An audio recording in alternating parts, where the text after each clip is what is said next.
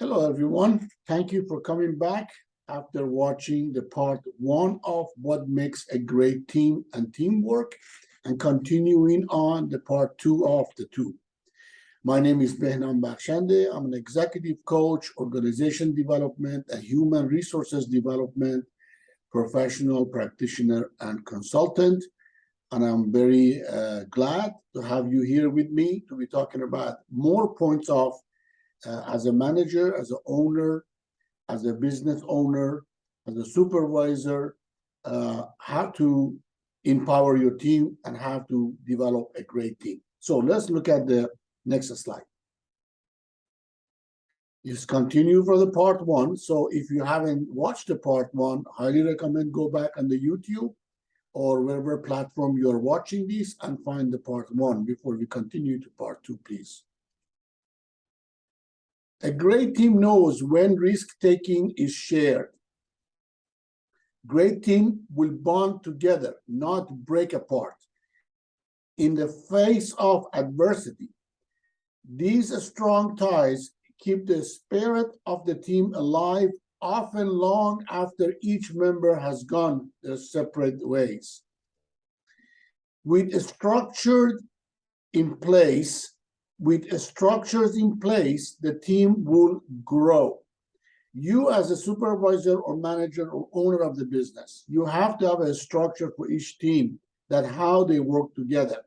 The responsibilities has to be indicated, the accountabilities has to be black and white, the job process and procedures should be a standard so everybody knows what they need to do. Maintain your focus, practice what is working and change what is not. Again, as a person accountable for the team, you, the owner, the supervisor, or the manager, you need to keep looking at what is working so you can repeat it, and you have to notice what is not working so you can eliminate it or develop competencies and skills for your team members to develop enough ability and knowledge to be able to do the job. Remember, with every breakdown, there is a breakthrough. Maybe the breakthrough for your team lies in hiring professionals to come and train and develop your team on the harder skills and softer skills. Having a vision will move you forward. Yes, most of organizations have vision, set of values and principles and mission statement. If you have it, make sure you share it with your team and make sure they are enrolled in the possibility of that vision and mission and set of principles. If you don't have it, hire professionals to help you to create it. Sharing the joy and pain of success is part of having a great team. Creating something that is supremely precious and special involves hard work and oftentimes a degree of pain. Great teams know this and hold on together, making the moments of joy that much sweeter. What is your team's vision? We talked about this on the last slide. If you have it, make sure share it. You can actually have an independent vision for your team inside the bigger picture, the business or the organization's vision. You can share the mission statement of the organization, and you as a team come with a short mission statement linked to the larger mission statement and empower your team to accomplish it.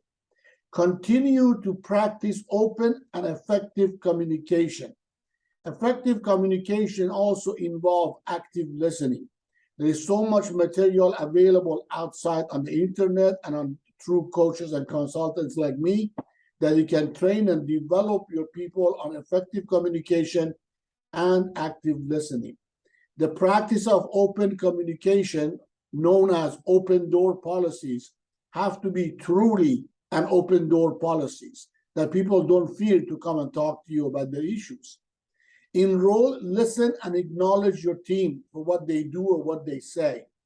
Most probably, in many cases, owners, managers, supervisors don't like to hear what their team members say about their leadership skills or the shortcoming or the issues they have with them.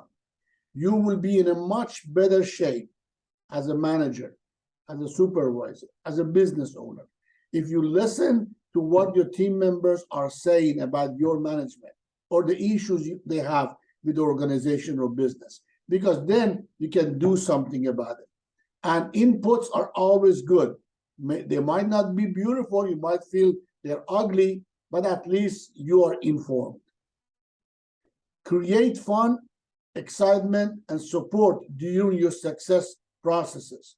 As you're succeeding, as the business growing, as a team winning, make sure you're creating fun events and exciting events for them as a form of acknowledgement and appreciation.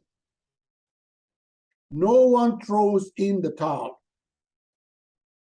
Create teams will raise to meet a challenge. Great teams will rise to meet a challenge rather than retreat and admit defeats. Each wants to succeed and knows that relying on one another is the key for that success. Always looking toward your vision will move your team forward. So have that vision in display everywhere, in your office, on the wall, the mission statement, the values, and always compare performance, productivity, attitude, and behaviors linked to that vision and mission and set of values and principles. Challenge your team to recognize how extraordinary they are. There is a greatness among everybody and anybody. You as a manager, owner, you need to find that greatness and acknowledge them, because each individual have extraordinary competencies and wisdom to share with the team. Take ownership. Be responsible and accountable for your results as a manager and owner and supervisor. That's the only way you can hold your team members accountable and responsible for the results. What does success look like? That is a question for you to answer for yourself first. Then you can ask your team members to produce success for the team. The success, if the success is related to certain level of performance, certain level of productivity, you have to have key performance indication, known as KPI, key indication performance indications. So, or have a certain criteria that you know the team have to produce, or have what they call standard practices in the industry. You have to link that success to certain performance, certain productivity, and certain results. So your job is to standardize them, organize them, and share with your team. Keeping in step with one another. Great teams at work are a thing of beauty. Each member gets related to each other and moves with the splendor, grace, and ease. Together, they become masters of creativity, workability, and perfection. No one gets left behind. This is kind of military terminology. However, it's very empowering when you notice a team member falling behind.